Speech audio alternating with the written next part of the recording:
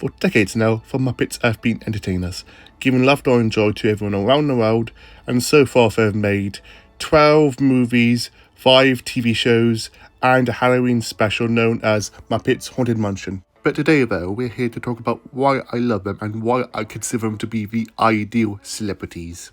One thing I love about the Muppets is their wholesomeness, and there's no sism to them, and they go to show business, not to climb a corporate ladder, they do it because they love what they do, and to make other people happy around the world. In an ideal world, all celebrities would be nice and genuine, and go and do what they love to do by expressing themselves in the art of show business.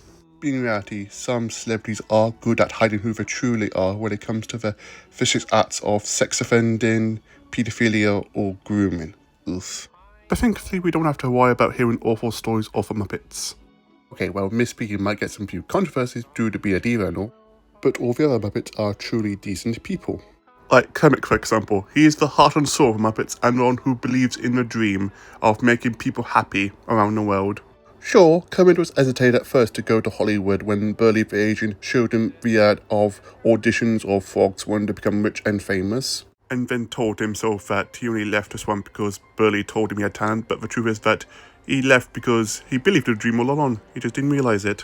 One of my favourite things about the Muppet movie is Gonzo. Sure, Gonzo's known for his crazy stunts and being a daredevil and all, but there's also a tender side to Gonzo, and no matter how things might look dark or bleak, he never gives up on his dream of show business and high stunts. And as someone who is insecure about their talent, Gonzo really resonates with me, and that's why I love him so much. We happen to have Fozzie Bear, which also happens to be one of my favourite characters of the Muppets. He is very nice and sweet and very awesome and very innocent. When we first meet Fozzie in the Muppet movie, he's performing at the Sleazo Cafe, a sleazy restaurant for ruffians, while he's trying to perform a comedy at Wells, getting booed at and nearly getting shot and getting a death threat from a sailor. Paul Williams, who wrote Rainbow Connection for the Muppet movie, also made his appearance in the Muppet Show. When Paul Williams was writing the Rainbow Connection for the Muppet movie, he wanted to look at Kermit's environment, take inspiration from it, like Kermit's reflections on the swamp water, rainbows, and the biggest inspiration he got was from Disney's Pinocchio, When You Wish Upon a Star, and the spiritual connection that resonated with him, which is something he wanted to the audience to resonate with Kermit with that too. And also, he happens to be the voice of Penguin from Batman the Animated Series. Now, that's a crossover I really would love to see. But one of my favourite musical numbers from Muppets is Hey, a movie from The Great Muppet Caper, the opening number. And the reason why I love it so much is because of how weird and bonkers it is, like seriously. Gonzo is doing fine, sitting at the top of a crate with the chickens, and then suddenly, a car comes crashing Gonzo and the chicken crates, and Gonzo's all over the floor. Then Sweetums, the monster Muppet, runs in and runs and falls down into the sewers. Then Kermit explains that him, Gonzo and Fozzie are reporters for the Daily Chronicle, and he wishes that he was watching the movie for the first time with the audience.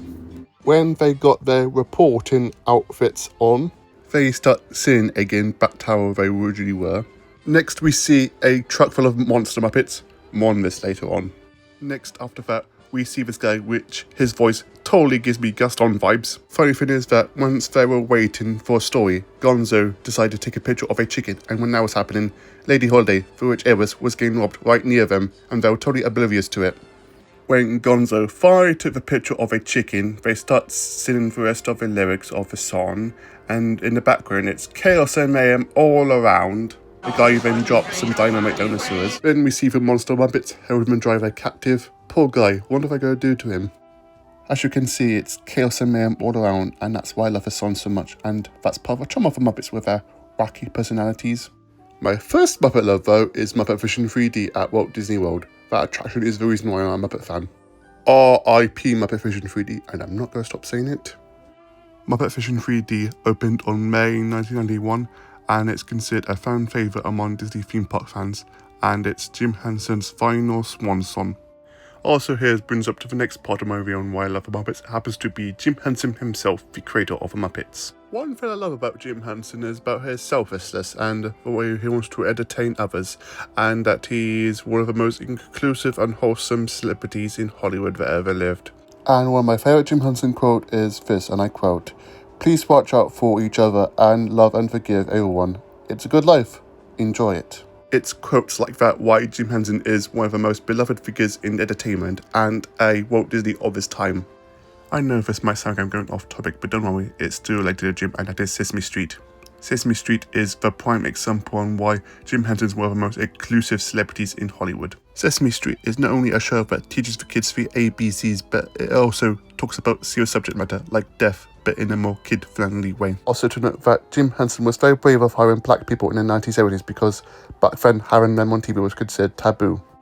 The show is still going strong to this day, and they've introduced loads of new characters like Julia, the first autistic Muppet, and as someone who has autism myself, I'm very happy for this representation. I know this might sound weird, but in a way, I always feel like the Muppet movie was kind of based off Jim Henson's life and how he got into show business and met his friends along the way.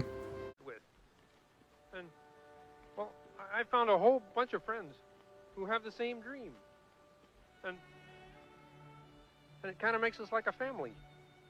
In conclusion, the Muppets represent what people love in entertainment, and that is sweet wholesomeness and that you must always be yourself to achieve your dreams and never change. They also represent the philosophy of Jim Henson of that you must always go around people with kindness and empathy to everyone around the world, even with people you just generally don't like. And as long as the Muppets keep doing what they do best, teaching us to believe in our dreams no matter what, and that someday we'll find our rebel connection, for lovers, for dreamers, and us, the world will continue to be a wholesome place. Well, I hope you all enjoyed my video. Please go like, share, and subscribe, YouTube works, and hope to see you all next time.